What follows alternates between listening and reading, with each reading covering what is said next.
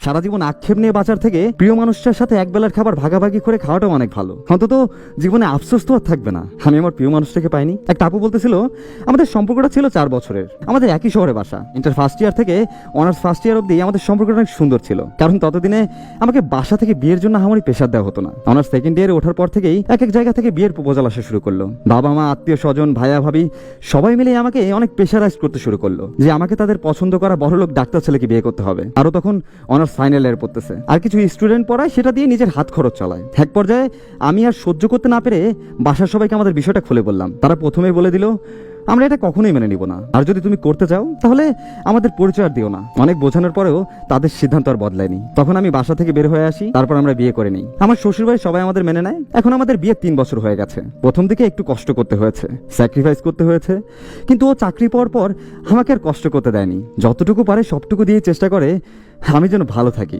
হাসি খুশি থাকি। সারাক্ষণ ভাবে আমার জন্য কি করবে। আমাকে ঠিক এখনো বিয়ের আগে যেমন পাগলের মতো ভালোবাসতো, এখনো ঠিক সেভাবে ভালোবাসে। বলতে গেলে তার থেকেও এখন বেশি ভালোবাসে। জব করতেছে, বেতনও অনেক ভালো, কিন্তু এখনো আমার পরিবার মেনে নেয়নি। তবে এটার জন্য আমি আফসোস করি না। আমি বিশ্বাস করি তারা আমাকে যেমন ছেলের সাথে বিয়ে দিতে চেয়েছিল, ও একদিন সেরকম জায়গায় থাকবে। আজ ওর অনেক কিছুর অভাব থাকলেও একদিন ওর কাছে সবকিছু থাকবে। আমার দামি গাড়ি বাড়ি কিছুরই দরকার নেই, আমার শুধু ও থাকলেই হবে, আর কিছুই লাগবে না। আমি আমার প্রিয় মানুষটাকে হারিয়ে সারা জীবন আক্ষেপ নিয়ে দামি গাড়িতে চড়তে চাই না। আমি রিক্সাতে ওর পাশে বসে অনেক বেশি খুশি। সুখে থাকার জন্য না কখনো দামি গাড়ির প্রয়োজন হয় না, প্রয়োজন হয় শুধু ভালো মনের একটা মানুষের, যার ভিতরে লোভ, লালসা, অহংকার এসব কিছুই থাকবে না, শুধু থাকবে ভালোবাসা।